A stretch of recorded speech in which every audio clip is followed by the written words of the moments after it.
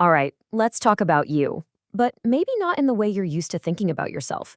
We're going to go way beyond just flesh, blood, and bone. It turns out you are a complex, walking ecosystem, literally built from stardust, powered by ancient bacteria, and you're even surrounded by an invisible cloud of life. So let's dive in. So here's a wild thought to kick things off. What if I told you that most of what you call you isn't actually, well, you? It might sound like something out of science fiction, but it's a biological fact. And to really get it, we need to start at the very beginning, with the atoms that made you.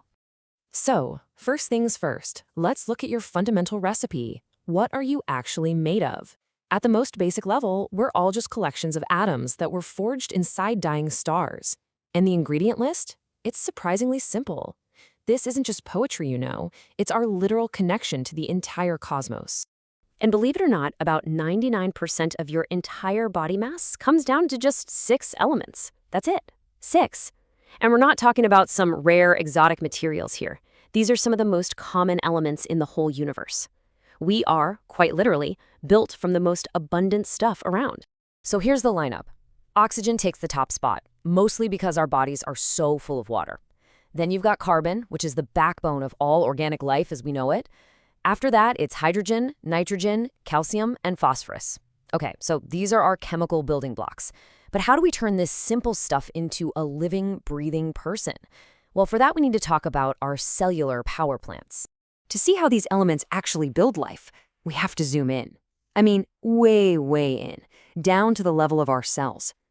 Because inside almost every single one of them, we find thousands of these microscopic power plants. They're called mitochondria. And the power of mitochondria is just staggering.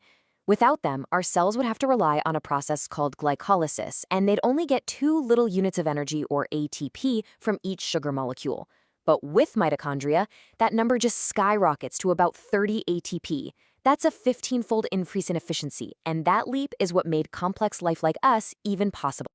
And these things aren't rare. Not at all. A single liver cell is packed with 1 to 2,000 of them. They take up about 1/5 of the entire cell's volume. They're a massive, absolutely essential part of what makes our cells work. And their output is incredible. Each tiny little enzyme inside a mitochondria, and it's like a motor, can crank out more than 100 molecules of ATP every single second. It's just this constant high-speed recharging of our cellular batteries. So, okay, we're made of stardust, and we're powered by these tiny microscopic engines. But here's where the story gets really strange. You're not alone in your own body, not even close. And that leads to this question that just changes everything. For centuries, we thought of our bodies as these self-contained things. But the truth is, we're a shared space, just teeming with other life forms. And what a shared space it is. Get this, we have about 22,000 of our own human genes. But the microbes in our gut alone, they contribute around 3.3 million genes. That is a staggering 150 to 1 ratio. So genetically speaking, you are way more microbe than you are human. This massive community is your microbiome. It's made up of trillions of bacteria and other microorganisms. And here's the critical part. They aren't invaders. No, they are essential partners that have evolved right along with us, and they play a vital role in keeping us healthy. So we're full of microbes, but are they just kind of hanging out? Are they passive passengers? Absolutely not.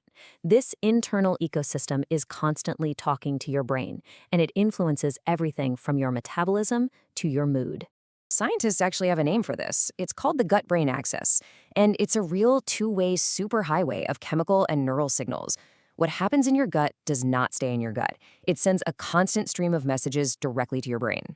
So, just how deep does that connection go? Well, consider this number for a second.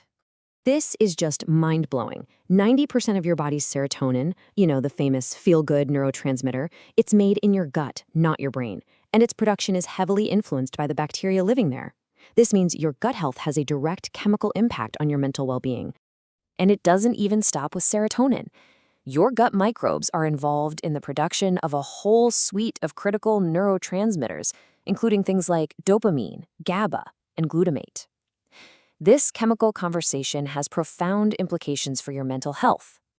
Okay, we've journeyed from atoms to cells to our inner microbial world. But for this final and maybe most mind-bending piece of the puzzle, we have to look beyond our own skin, out into the very air around us. If your body is an ecosystem that's constantly talking to your brain, it really makes you ask a strange question. Where do you actually end? Where is the boundary between you and the rest of the world? Well, this concept just completely blurs those boundaries. Each of us is constantly shedding millions of biological particles, creating a unique personal microbial cloud that travels with us wherever we go. Your ecosystem isn't contained by your skin, it radiates outward.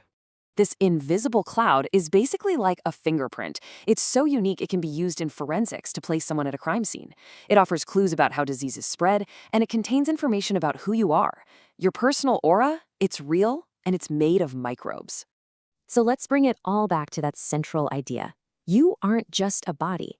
You are a community of trillions, a superorganism made from the dust of ancient stars, powered by ancient life, and you're broadcasting a unique biological signature into the world. So the next time you walk into a room, just remember, you're not just entering the space. You and your entire ecosystem are becoming a part of it. And that, well, that changes everything.